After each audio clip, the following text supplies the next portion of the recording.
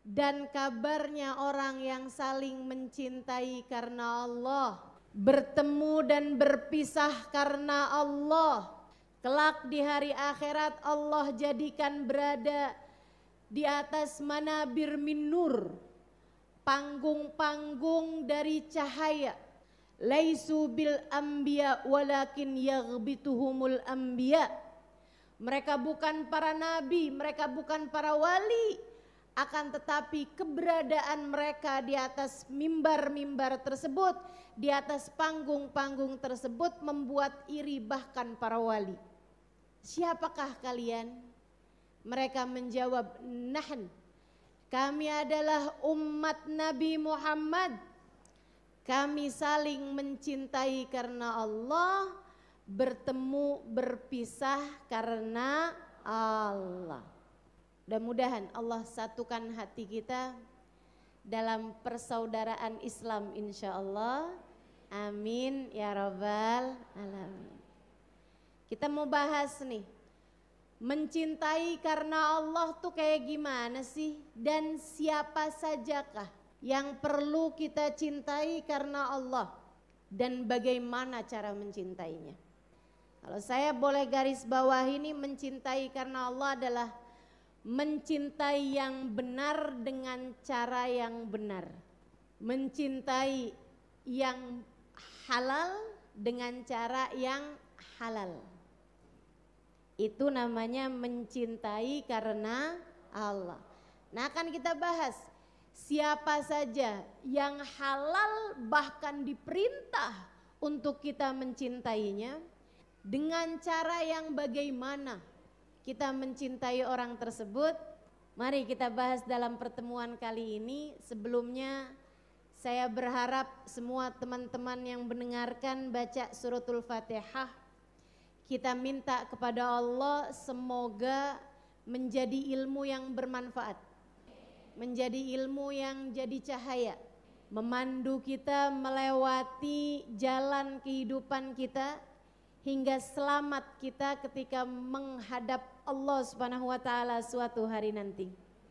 Al-Fatihah biniyatin nafa' wal intifa' wal mudzakarah wat tadhkir ibtigha' mardatih wa qurbih wa thawabih wa husnil khatimah ma'al lutfi wal afiyah wa salahil akibah wa ila hadratin Nabi Muhammad sallallahu alaihi wasallam.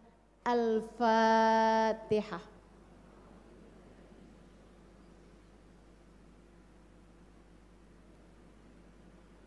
Mencintai yang benar dengan cara yang benar, itu adalah mencintai karena Allah, zat yang maha benar, al-haqqul mubin. Saudaraku sekalian yang saya muliakan, siapa yang kita diperkenankan, diperbolehkan, dihalalkan untuk mencintainya, bahkan diperintahkan untuk mencintainya? Min asqal urwatil wuthqa, kata Nabi Muhammad sallallahu alaihi wasallam, salah satu dari tali Allah yang paling kuat, salah satu dari tali Allah yang paling kuat, al-hubbu fillah wal bughdu fillah, cinta karena Allah dan benci karena Allah. Nabi menyebutnya sebagai tali Allah yang paling kuat. Apa maksudnya? Tali, teman-teman. Tali itu adalah sesuatu yang bisa menyampaikan. Tali itu sesuatu yang bisa kamu pegang untuk bisa kamu membawamu menuju ke tempat yang kamu inginkan. Orang kalau masuk ke dalam sumur, sumurnya dalam, mau nyelamatin orang tersebut dikasih apa? Gak mungkin dikirimin handphone. Kamu ke situ ya? Kalau gitu nih ya, HP ya. Oh, kamu di situ ya? Oke, baiklah, akan saya transfer. Teman-teman sekalian, bukan begitu caranya menyelamatkan. Apa yang dilakukan? Diulurkanlah tali. Fa'adla dalwah. Kata Allah Subhanahu wa taala menceritakan Nabi Yusuf ketika terperangkap di dalam sumur, dia pun mengulurkan talinya. Kita ambil talinya, kita pegang, bawa kita naik ke tempat yang kita inginkan. Itu fungsinya tali. Makanya dalam Islam ini semua pasti kenal istilah hablun minallah wa hablun, tali dari Allah, tali dari manusia. Saudaraku sekalian saya muliakan, kita perlu tali buat nyampe kepada Allah Subhanahu wa taala. Nah, salah satu dari tali yang paling kuat kata Nabi Muhammad untuk menyampaikan kita kepada Allah adalah cinta karena siapa yang kita diperintah untuk mencintainya. Yang nomor satu, paling utama, paling penting orang mukmin harus cinta kepadanya adalah manusia yang menjadi perantara. Manusia yang Allah pilihkan sebagai utusan antaranya dengan kita hamba-hambanya, Rasulullah, baginda kita, Nabi besar Muhammad. Kamu selamat kalau mencintainya, dan kamu tenggelam kalau tidak mencintainya.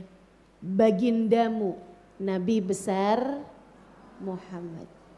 Bahkan para ulama mengatakan nilai kita di hadapan Allah bukan dari seberapa banyak ibadah yang kita lakukan.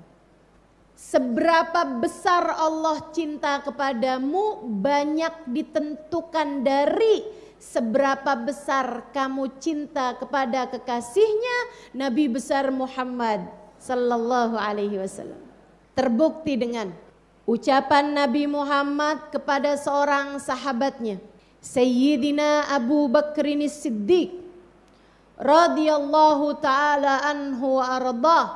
Nabi menceritakan tentangnya, ma sabaqakum Abu Bakar bikathratis salah wala bikathratis siyam walakin bisyai'in waqara fi qalbih. Abu Bakar lebih daripada kalian semua. Abu Bakar yang paling utama di antara kalian semua. Abu Bakar yang paling mulia di antara kalian semua. Bukan karena banyaknya sholat, bukan karena banyaknya puasa, sunnah maksudnya. Bukan karena banyaknya sholat sunnah, bukan karena banyaknya puasa sunnah. Apalagi sekedar ditentukan seberapa panjang jenggot, seberapa hitam dahi. Tidak sama sekali teman-teman sekalian. Nilai seseorang tercinta di sisi Allah, Nabi Muhammad menceritakan tentang sahabat tercintanya, Abu Bakar lebih daripada kalian semua. Bukan karena menang puasa, bukan karena menang banyak sholat, akan tetapi karena rasa yang kuat menetap dalam hatinya. Rasa apa? Rasa cinta. Kepada siapa? Rasulullah Muhammad sallallahu alaihi wasallam. Sepanjang zaman, saudaraku sekalian, selalu ada para pecinta-pecinta Nabi Muhammad dan Allah jadikan mereka hamba-hamba yang tercinta di sisinya. Zamannya Imam Nawawi, zamannya Imam Rafi'i, zamannya Imam Syafi'i, zamannya Imam Malik, gurunya Imam Syafi'i. Imam Malik itu teman-teman tinggal di kota Madinah. Tinggalnya di kota Madinah. Akan tetapi beliau berpuluh tahun sampai wafatnya tinggal di kota Madinah. Tidak pernah sekalipun beliau buang hajat di kota Madinah. Mohon maaf, nggak pernah BAB di kota Madinah. Jadi gimana? Pagi-pagi beliau akan keluar, naik untanya atau naik kudanya, keluar dari kota Madinah, barulah kemudian beliau melaksanakan hajatnya. Ketika ditanya, repot amat Imam caramu ini. Bu, kita aja sekarang jangankan suruh keluar kota dulu. Keluar kamar aja males Bu ya. Kita bikin kamar mandi di dalam kamar kita. Ini Imam Malik sampai harus keluar kota setiap kali mau buang hajat.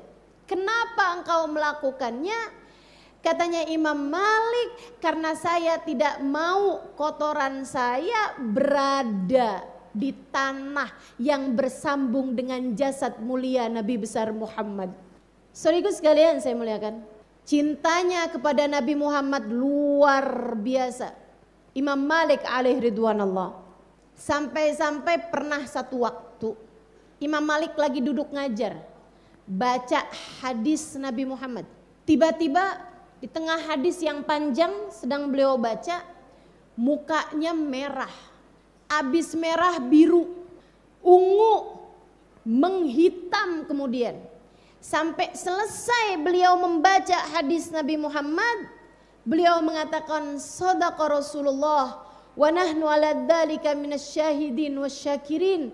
Sungguh telah benar Nabi Muhammad atas segala ucapannya dan kita umatnya sebagai saksi atas kebenaran beliau. Beliau tutup kitabnya, beliau berdiri kalajengking keluar dari bajunya. Muridnya kemudian bunuh kalajengking tersebut dan bertanya, sejak kapan ia menggigitmu wahai Tuan? Imam Malik menjawab, sejak kalian melihat wajahku berubah. Di tengah hadis yang panjang. Mengapa engkau tidak segera keluar wahai Imam? Orang digigit kalajengking adakah punya pilihan? Nih enaknya teriak apa enggak teriak ya?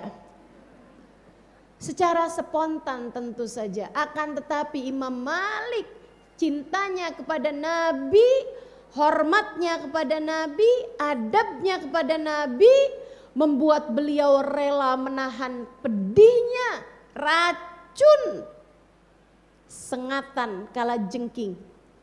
Kenapa engkau tidak keluar wahai Imam?